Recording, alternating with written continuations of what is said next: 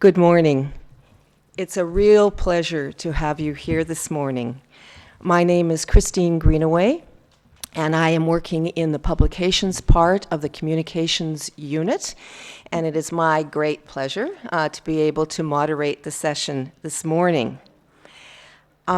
We have a number of wonderful, distinguished people with us, and I know the General Secretary will be speaking about some of them in his introductory remarks, but we are very glad the General Secretary is able to be with us this morning. It's wonderful to have you here, and very pleased to have Wesley Ariarajah with us as well, and the translator, Tony Coates.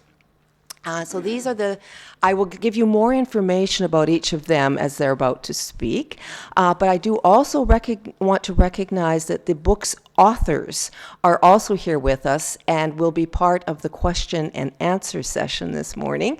So Carlos Sintado and Manuel Quintero are here as well, and it's a delight to be able to launch the English language edition of a book which they originally wrote in Spanish.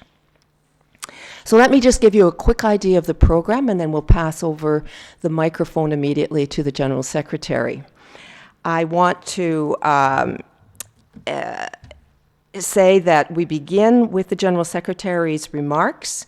Then we have a word about the process of the translation of the book. We'll hear from Tony. And then Wesley is going to give us an appreciation of this book as a witness to Emilio Castro's life. And then you're going to have a chance to ask questions of the people here at the front, and at that time Manuel and Carlos will join us here at the front, so you can also ask them questions about the process of writing the book. It is then we're going to conclude with singing Emilio Castro's favorite hymn, "Where Cross the Crowded Ways of Life." And the head of our liturgy and worship is going to be with us at that time. Esther will be leading us in that. And then there will be an opportunity for you to buy books and to have them signed by the authors and the translator. And we will be offering a light aperitif. So we hope that everything, including the aperitif, will be wrapped up by 12, and the formal part of the program will be wrapping up by about 11:30.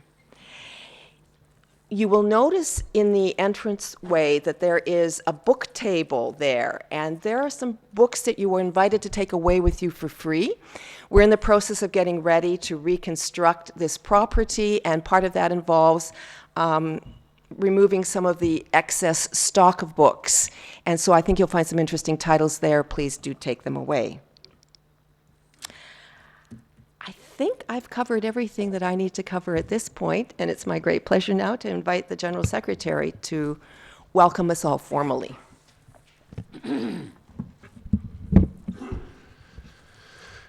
Thank you, Christina, and thank you, all of you, for this opportunity to come together and to receive an important part of the legacy of the World Council of Churches in the form of the biography, but also the related stories to the life of Emilio Castro. And to this, many of you belong.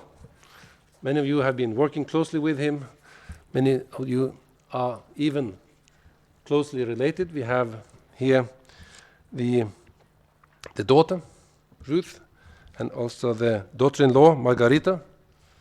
Welcome to you, and a special opportunity for us to celebrate this moment also with you. We have this year, as you see in the wall behind me, many ways of celebrating the 70th anniversary of the World Council of Churches. And this event belongs to that story. And it's a very powerful, but also a blessed part of our year that we can do this, as we also had a chance to launch Conrad Rice's English version of his biography in the beginning of the year. We have also among us representatives from the Latin American Christian community in Geneva, the co-president, Julia Pérez. Oh, she's here. She's announced. She's announced to be here. The family, the friends, but also then, of course, the two authors, Carlos and Manuel, and the translator, Tony. You have done an important piece of work for us as we get this in a language that many of us can read, but with a substance and a content that is also very appealing. It's a story, a compilation of stories, of reflections, but also of a profile that Emilio Castro gave us. And I'm among those who have, I'm old enough to have met him and to have had some personal conversations with him. The first was in 1991, or 92, maybe, early 92, in the Indonesian room. That we were a small delegation from the Church of Norway with some new staff, and we met with different staff, but I was quite impressed then as a young new staff member in this ecumenical office in Oslo that the General Secretary actually sat down for an hour to talk to us. And he was very interested in the young participants in the group. What were our tasks, our background, what we really were interested in. So I remember him being generous with his time, but also generous with his attention and with the way he addressed us for inspiration, but also for addressing every difficult issue we might ask him about. The other encounter was one of the few days after I was elected General Secretary. And then with his low voice at that time, but also with clear thoughts, said some very encouraging word to me, which I keep in my heart every day, about him seeing the future of the World Council of Churches and the ecumenical movement as something bright, something that he really embraced with hope, and included me in this vision of the ecumenical movement as he saw it. I think we can all share stories like this, and some of them are now very well documented and given to us. I have to say that I was quite amazed, or amused even, by the story when he visited Oslo and was invited to King Olav's castle to watch the soccer game between Uruguay and Denmark, which ended by Uruguay losing 6-1. But still telling it as a fond memory of being invited for that part of company.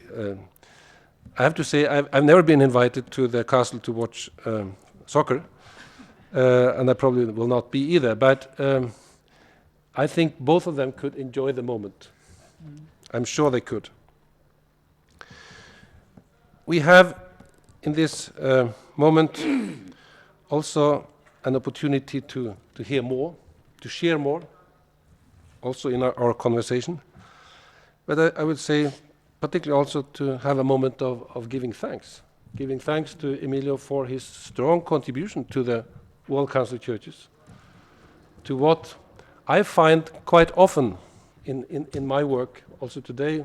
Well, this was what was decided in Emilio's time, this was his initiative, this was his contribution, this was his legacy. It's still a very important part of our work today. For example, our relationship to China, our relationship to mission, many of the big issues and themes also in our days, we have to relate to what did Emilio say, what did he do. We have the last week a huge conference in Rome about racism. How do we revitalize but also bring this important work for our ecumenical movement forward in our time?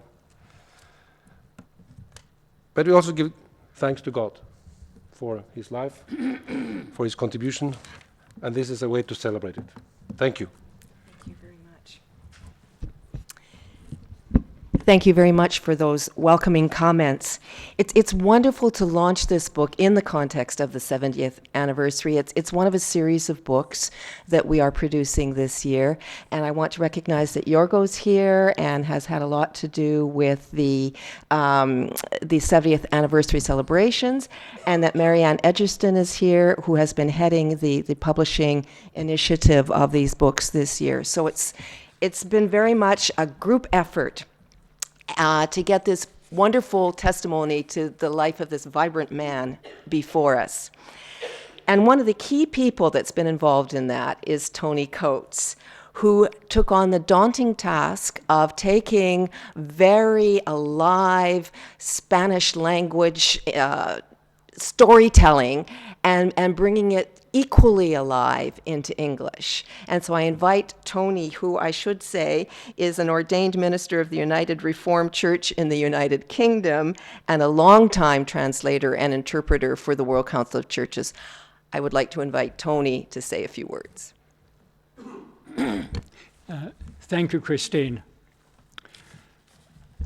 Some 10 years ago, I was sent a book in Spanish to review for the Ecumenical Review. It was a biography of Emilio Castro, 4th WCC General Secretary, and much of the book, including material gathered from interviews with him by the two co-authors, Carlos Sintado and Manuel Quintero Pérez. I gave the book a very positive review. Here it is in the Ecumenical Review for October 2008. And the review ended, "The book is lively and readable because in it we hear a person speaking to us. The fact that it is available only in Spanish means that its readership is inevitably limited. It is to be hoped that an English version, perhaps an abridged version, concentrating on Dr. Castro's contribution to the ecumenical movement worldwide, will in the course of time be made available." Little did I think then. And then, last year, out of the blue, came a phone call from Yorgo Lemopolo inviting me to do just that, what I had suggested 10 years ago. Of course, I said yes, and the result is before you.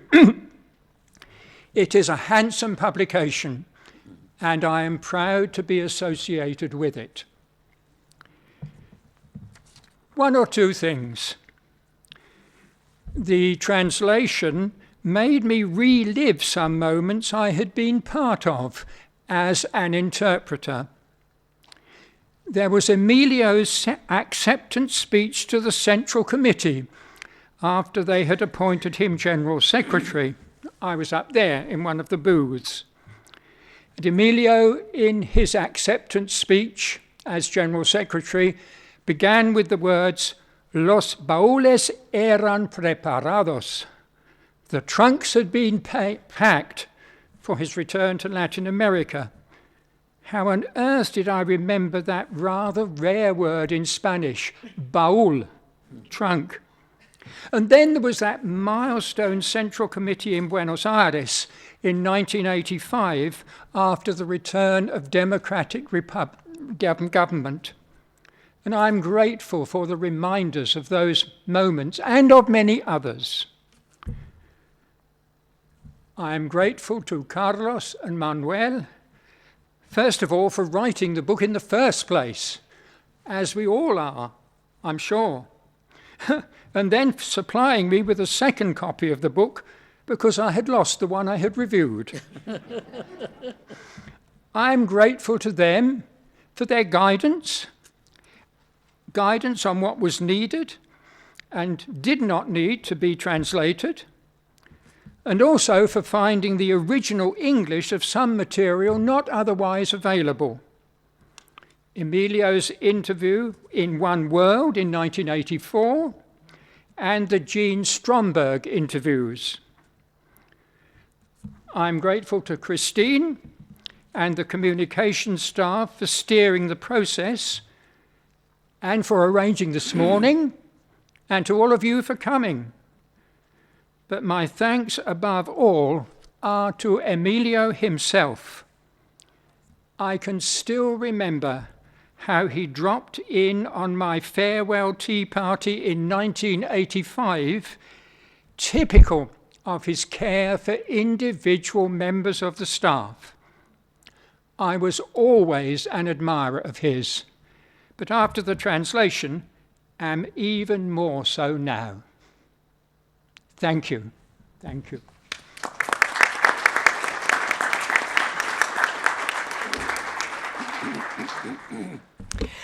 Thank you very much, Tony. We look forward to engaging with you in some question and answer about some of the particular challenges and joys of doing the translation. And now it's my pleasure and privilege, if I can get those words out, to introduce the well-known Dr. Wesley Ariarajah, a Methodist minister from Sri Lanka who served for over 10 years as director of the Department of Interfaith Dialogue of the World Council of Churches, and from 1992 was deputy general secretary of the WCC. Dr. Ariarajah is now Professor Emeritus of Ecumenical Theology at Drew University School of Theology in Madison, and we are delighted to have you here today to talk about your experience with Dr. Castro and to make us some comments about the book in light of ecumenism today. Thank you. Dear friends, if any one of you do not hear me, please wave so that I can speak up. First of all, I want to thank my good friends Carlos and Manolo for the kind invitation and the distinct honor they had given me to participate in this very significant occasion when we release this English translation of the book on Emilio. I have been asked to do two things during this brief presentation. First, to comment on the book itself, and then to go on to say something about my experience of working with Emilio. I want to say 4 things about the book, because you will read it, I don't have to say much more. First of all, this is a book that has been reduced to some 190 pages from 500 pages of Spanish.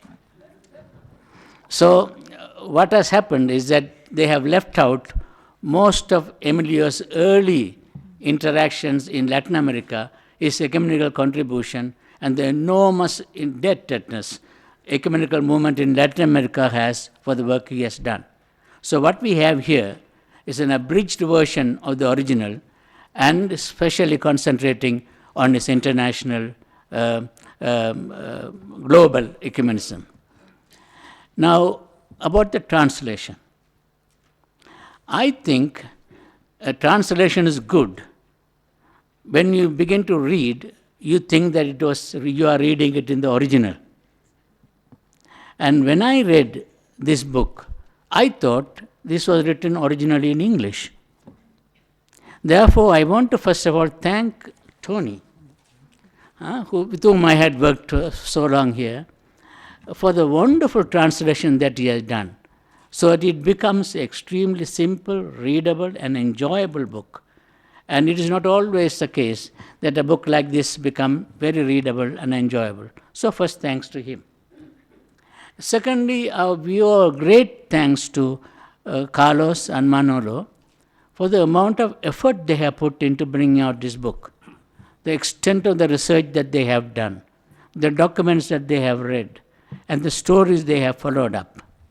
But what is most important about this book is that the book is based mainly on long hours of interview with Emilio. They spent many hours recording Emilio, talking about many of the things that he had. It's very interesting, like Wizard Hooft, even though Emilio too, even though he was in ripe old age, remembered all the details, people, places, and what he thought about it, etc. So what we see here is not only a description of Emilio and his ministry, but we are meeting Emilio. He is speaking to us in the book. And this is a methodology that Carlos and Manuel used that it will be much appreciated.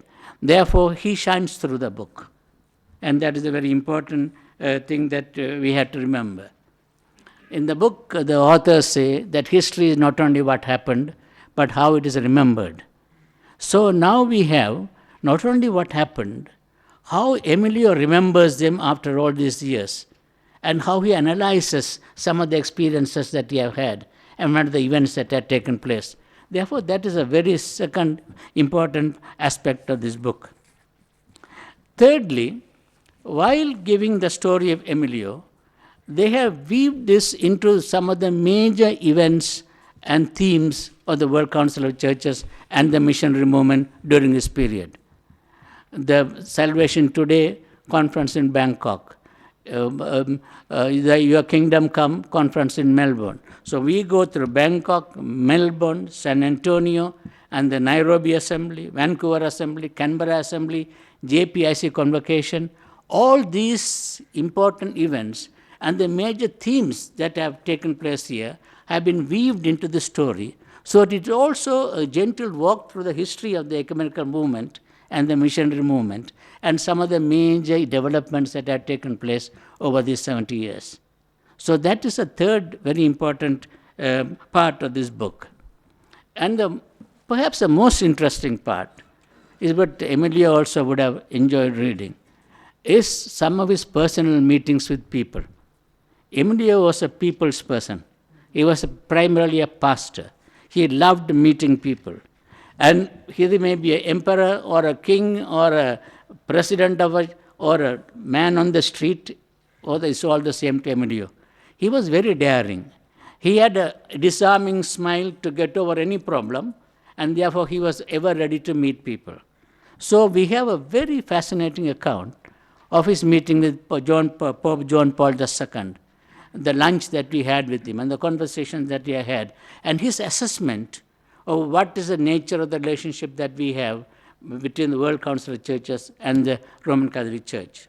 His meeting with Nelson Mandela and how he negotiates his conversation about what should happen after the end of the apartheid. And very interesting, many meetings that they had with Fidel Castro, and how he was able to negotiate with Fidel Castro on many of the issues that were faced by the churches in Cuba. And also the many Orthodox patriarchs and leaders that he has met, and how he was able to develop a good relationship with them, etc.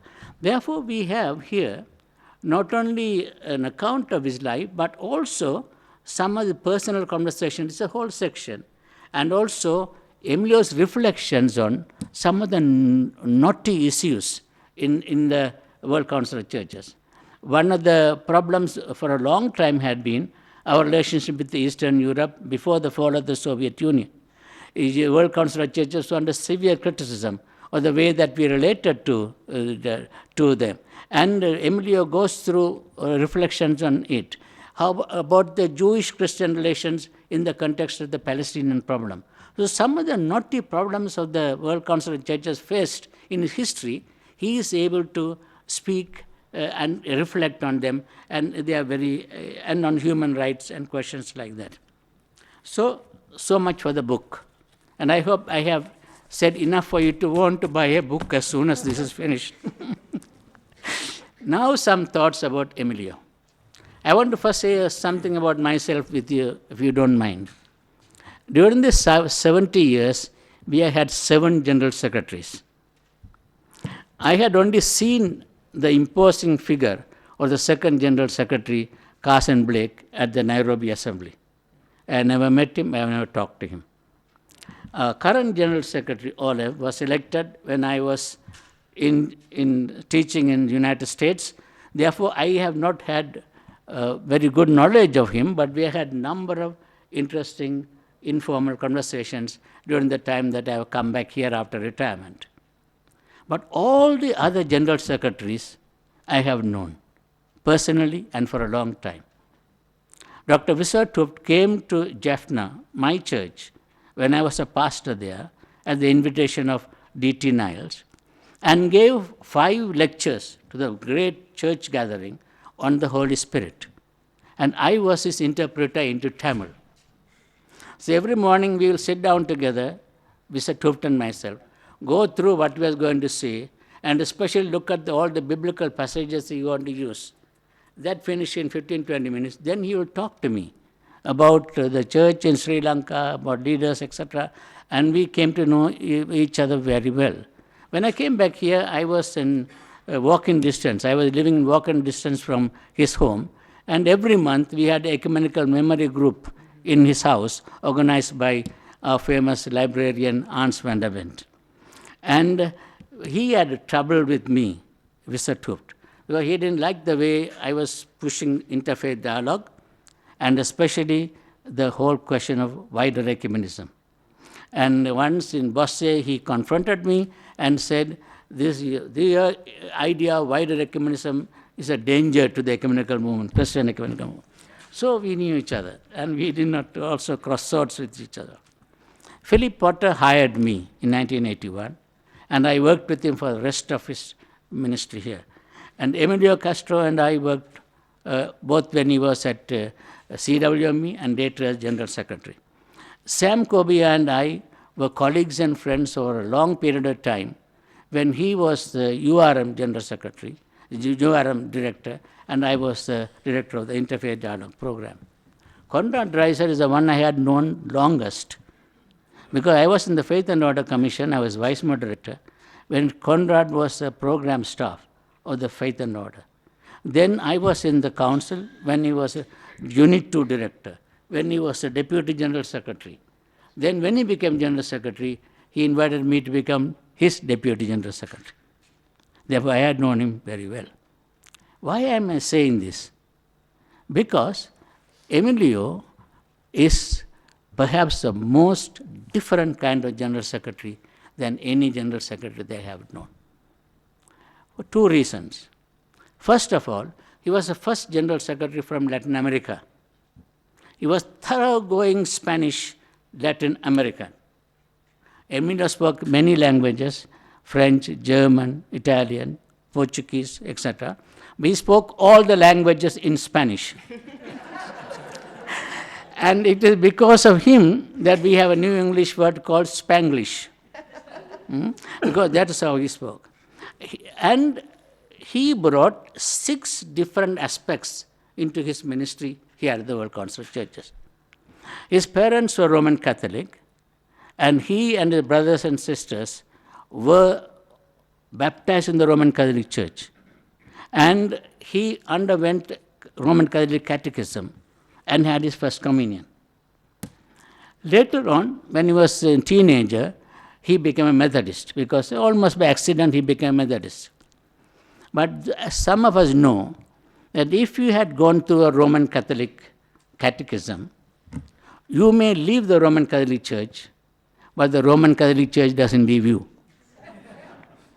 So, he had a very special corner in his heart for the Roman Catholic Church and for Roman Catholic and Protestant ecumenism. That is one aspect of it. Secondly, not only he became a Methodist, he had a John Wesley kind of experience. One day, when he was in a Methodist youth camp, he had an intense religious experience of encounter with Jesus Christ. Next morning, he was sure that he has personal experience of Jesus Christ, and the message of Jesus and the reign of God must be preached to all people. So he became an extreme evangelical, believed that Jesus is a savior and he must be preached to all nations. Gospel was the truth. Therefore, when he was in Montevideo, he was one of the organizers of the Billy Graham crusade in Montevideo. And he continued to have a close relationship with Billy Graham all of his life. And one of his closest friends was the most important evangelical theologian Orlando Costas. And he went and spoke and made friendship with Fuller Seminary, which was ganged up against the World Council of Churches, and became the friend of Arthur Glasser, who was wrote. And therefore, he had a very strong evangelical. He had this Roman Catholic thing, he has a Methodist thing, leading to a very strong evangelical formation. But at the same time, he was most active in the ecumenism in Latin America. He was already at the 1961 New Delhi Assembly. He was at the 1968 Uppsala Assembly, and he was at the Nairobi Assembly as a staff member and been in all the other assemblies since then. So he had this very strong ecumenical formation, evangelical, ecumenical formation. And thirdly, his mentor, Foster Stockwell, who was father of Jean Stockwell, with whom he had worked, sent him to Basel to study with Karl Barth. He was the first Latin American student to study with Karl Barth. And he had a good dose of neo-orthodox theology and the theology of the Word of God. And lastly, in his country, he got deeply involved in the political and human rights questions and became highly conscientized about the relevance of the gospel to socio-political and economic reasons. Julio is here. He was a great friend, a compatriot, and from him he received this strong sense of the church is the church of the poor, according to Julio's book. Therefore, here is a man who was evangelical, who was ecumenical, who was neo-orthodox in his theology, who was completely committed to liberation, etc. Therefore, these things came together. What was difficult about people making out Emilio was, he never gave up any one of these things. He held them all together. It was not contradictory for him. They all were part of him. And he did not somehow distinguish one from the other. And therefore, he was very difficult to people to put their finger on Emilio. You could put the finger on all the other general secretaries, but it's very difficult to put your finger on Emilio, because Emilio, like St. Paul, was all things to all men, so that he may, all people, so that he may win some. Now, I want to say three more things because my time is coming. I want to say three things about his contribution. The first is that since he had this evangelical and ecumenical formation, when he came to the World Council of Churches, he was running for General Secretary. He was put forward General Secretary when Philip was there, but Philip ran for it, and then Philip got elected. Then Emilio became the director of the CWME, following Philip Potter. Now, he did not accept the evangelical ecumenical division on the question of mission. So, one of the biggest contribution that Emilio made to the ecumenical movement is this ideas of mission. He felt that we must have a very strong understanding of orthodox understanding of mission. He hired Ion Bria of Romanian Orthodox to hold a number of meetings on mission in Eastern Europe and in Orthodox places, so that Orthodox understanding of mission will be incorporated into WCC understanding of mission. We had the IRM, International Review of Mission, but he felt that this was only mission. What about evangelism? So he brought one of the strongest evangelicals, Raymond Fung from Hong Kong here, and he started a monthly letter on evangelism from the World Council of Churches, in addition to the current dialogue that the dialogue program was saying. So he put evangelism back into the WCC, appointed a staff, had a newsletter, because he did not like that divide between we know already, not all evangelicals, most of the evangelicals are ecumenical, and most of the ecumenicals, even me, all of us had an evangelical formation. So this distinction that is now represented by World Evangelical Fellowship and the World Council of Churches, he did not accept. Therefore, what he did was to bring the socio-economic questions, Orthodox contribution, and the ecumenical contribution, evangelical contribution, to create the document Ecumenical Affirmation on Mission and Evangelism.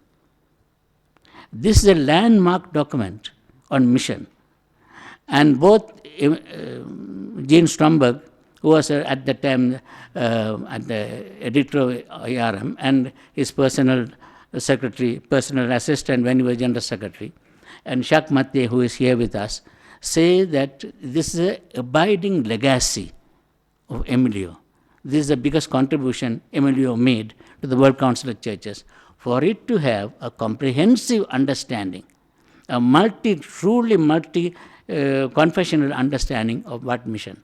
Now, mission ideas have moved forward since then, but what Emilio has done remains. And it is a sort of a standard book. When I teach mission evangelism in the ecumenical movement in the Drew University, I always start with Emilio's contribution to the mission.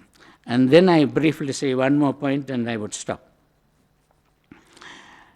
He also did not like the fact that the faith and order movement, even though it was very necessary and important and all that, is not making enough steps to make the unity visible.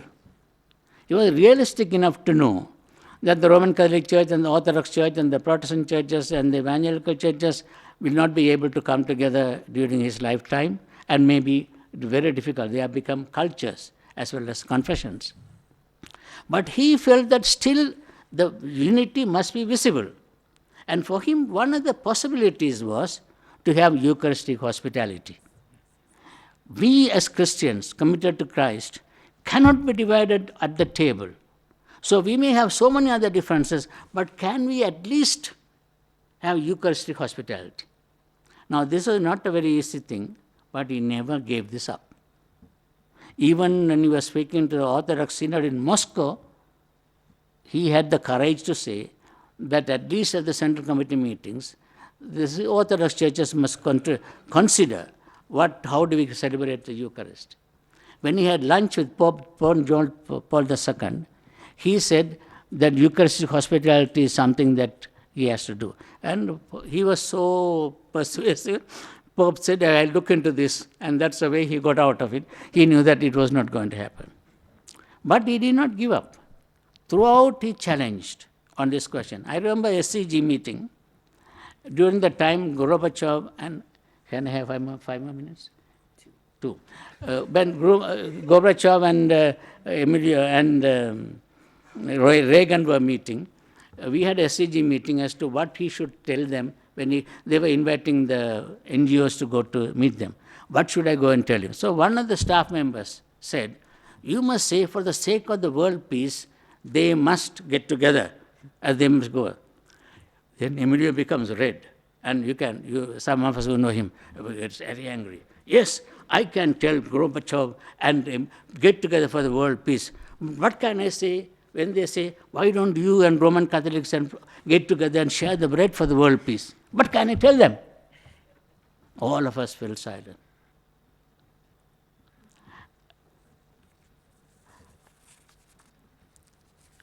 He tried his best. He tried his best to bring the Roman Catholics into the JPSC process. And one of his regrets was that finally the Roman Catholic Church did not join fully into the JPSC process. And the last word. In spite of all these things, Emilio was primarily a pastor and a preacher.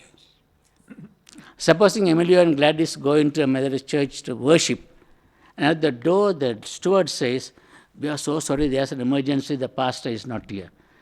Emilio will say, "What is the passage of gospel today?" and we'll be ready to preach.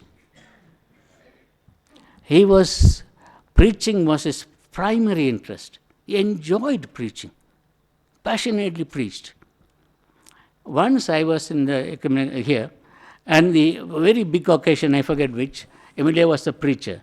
He didn't have a single script. He went on, started preaching. Afterwards, one of the Europeans asked him, "You did not look down on the lectern. You, from the beginning to the end, you preached without. You remember all your sermon?" Emilio smiled and said, "If I don't remember my sermon, how can I expect my congregation to remember it?"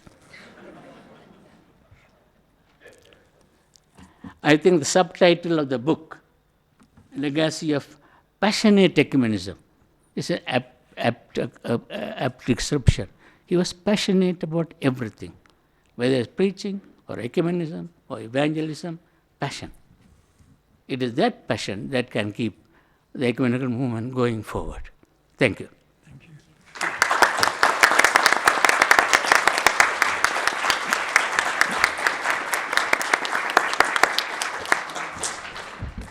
Thank you very much. That was indeed inspiring.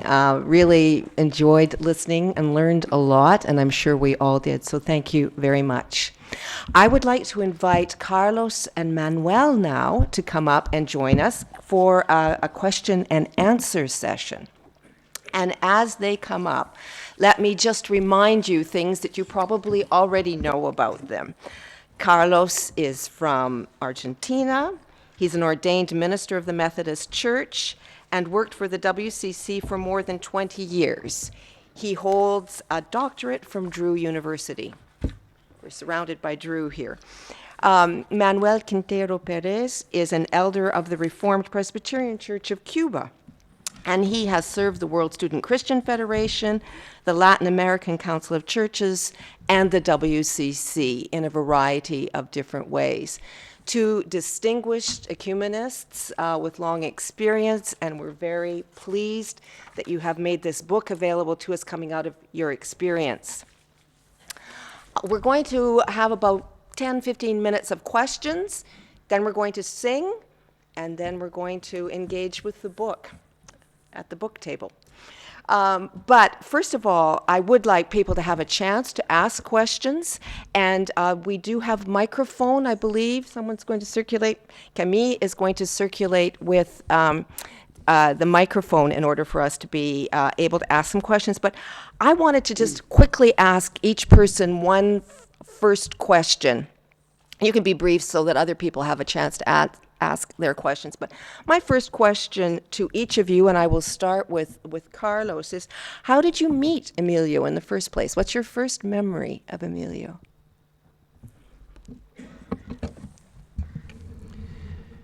When Emilio started his theological studies in Buenos Aires, I was not yet born. But when I finished my theological studies in Buenos Aires, Emilio was already back from his days with Karl Barth in Basel. And he visited the Union Theological Seminary and gave a series of conferences.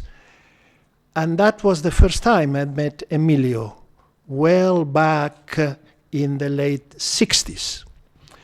And the impression he gave us, young theological students just graduated, was this is quite a man here, able to gather thinking, theological reflection from different parts of the world and making contextually in Latin America at the time where the word was revolution and liberation.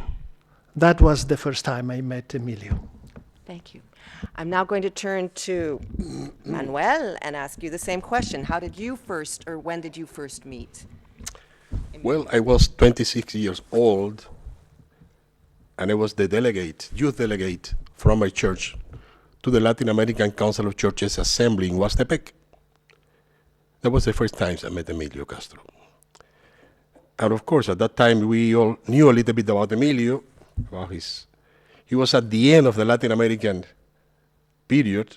He was the one who was very much behind UNELAM, the organization of the churches in Latin America that put together that assembly in Huastepec. And I think we didn't meet personally at that time. I was looking at him from afar. But then when I came to Geneva in 1983, I was privileged to be taken under Emilio's wings. He welcomed me here, and he was very close to our family throughout these years. So that was my first meeting with him, 1977. Thank you. You want to say something about your first meeting? I did. Okay, I just didn't know if you wanted to add. Do you want to say anything in addition? Then Tony. No? Okay, great. So the two people that haven't had a chance to speak yet, you've heard their voices. What I would like to know is, are there questions coming from you that you would like to ask any of the people here? While you gather your thoughts, I wanted to ask Tony, what was your biggest challenge in translating the book? Because I know there are a number of translators and interpreters here this morning. Well, many challenges. But first of all, perhaps the need to reduce the size of the book. Footnotes are very interesting, and footnotes are important.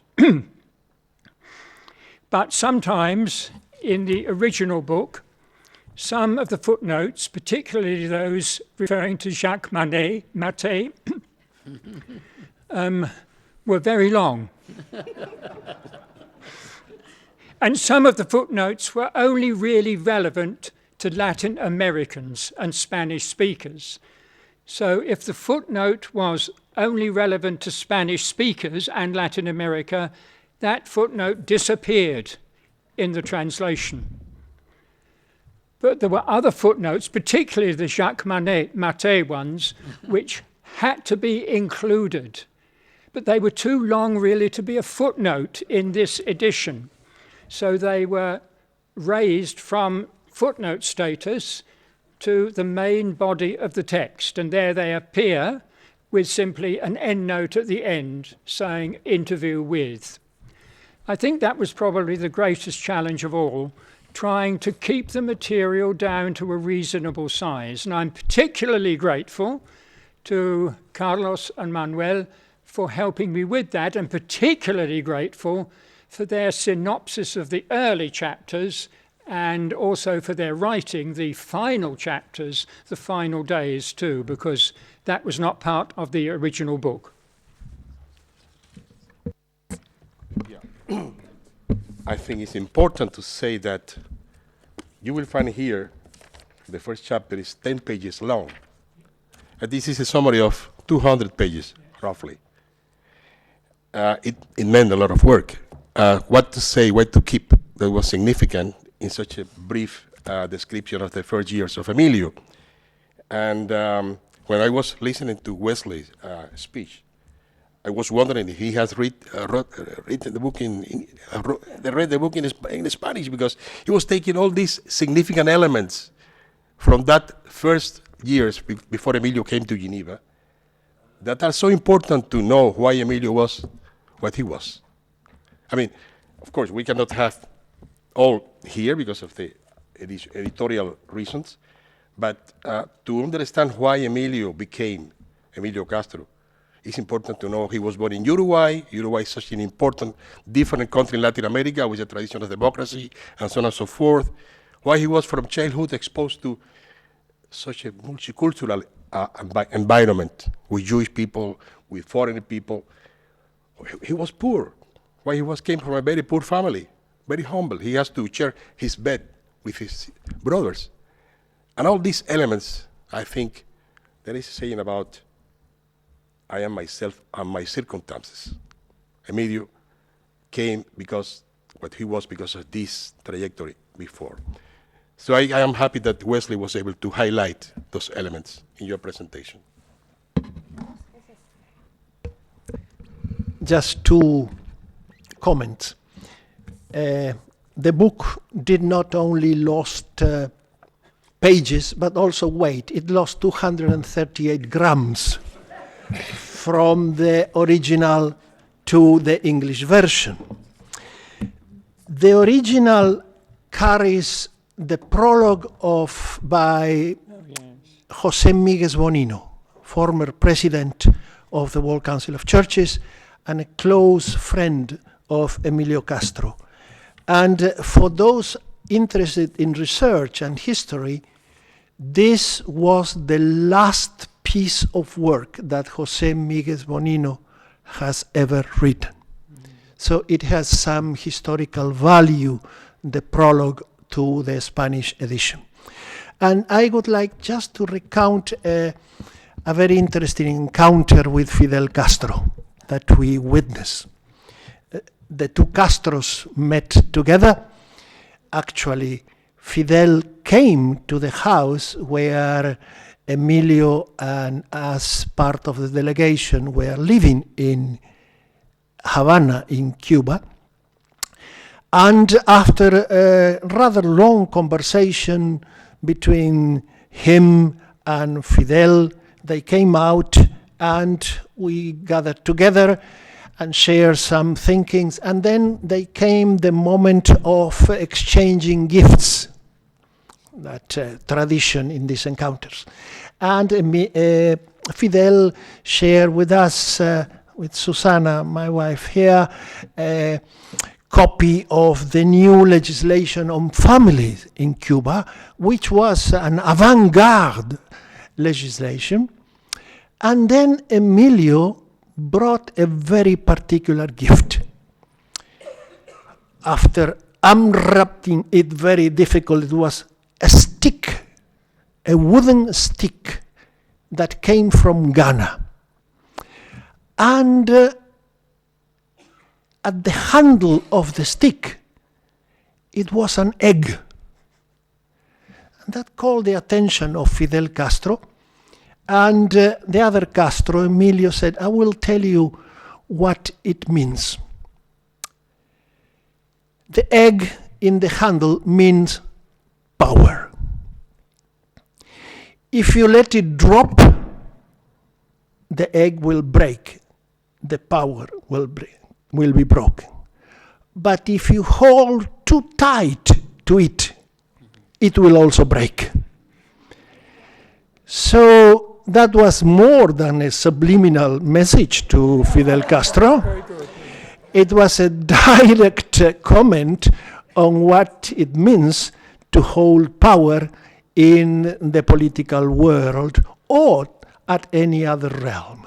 And the face of Fidel was at that moment interested to have been taken, because he never expected that kind of comment or a gift.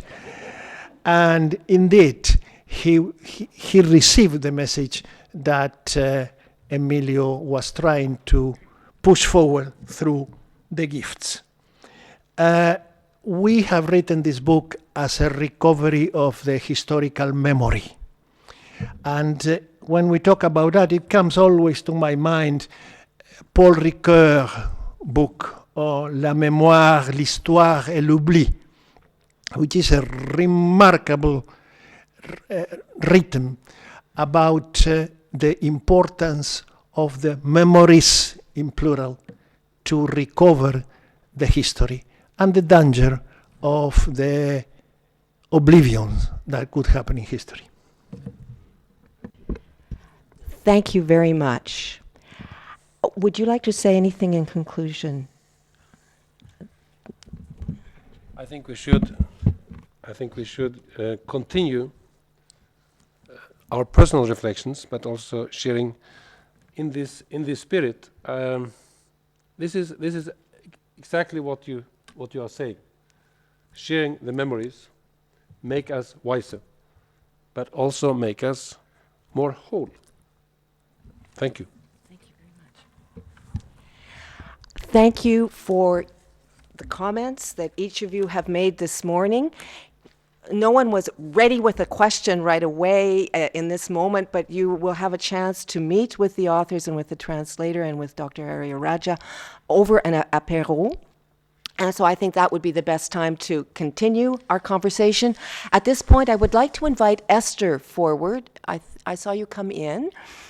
And to lead us in singing. And I think you each have a copy of this hymn. Thank you very much, Esther, for being with us to do this morning.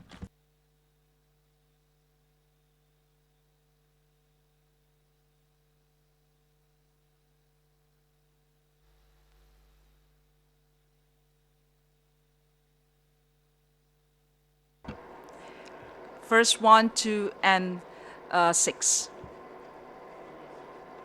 Yes. Thank you.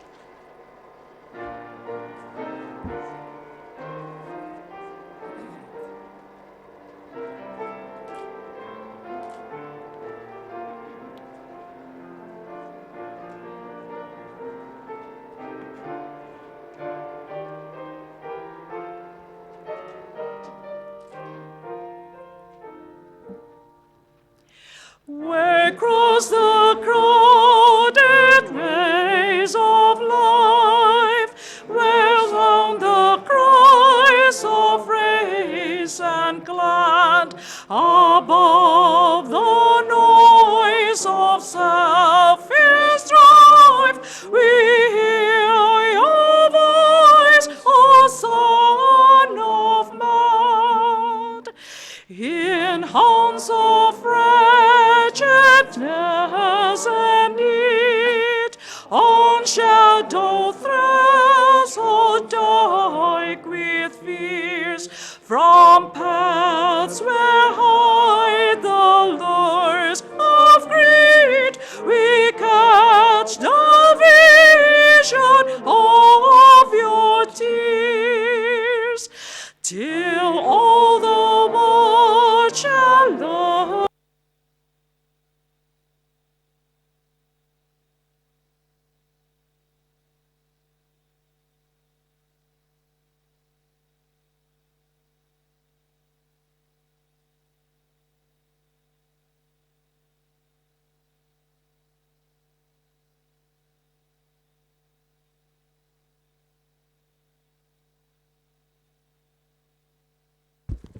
Thank you to our Swedish accompanist, to our Indonesian music leader, and to all of you for joining your voices in song in a wonderful tribute to Emilio's spirited Christianity.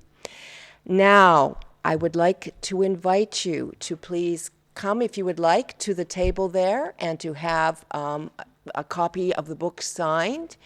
I want to thank Luam Tekle for all of the work she did to set this up, and to the whole communications team that is in behind us here helping us. There's been live streaming with Annegret. Camille has been here helping with the technical arrangements. Marcelo has been taking pictures. There's going to be a news release coming out, and there's going to be social media. So I thank all of the people involved in all of this, Klaus and Zanti, and to Marianne for making it possible for us to put this together this morning. Thank you very much for coming, and enjoy yourselves. Thank you.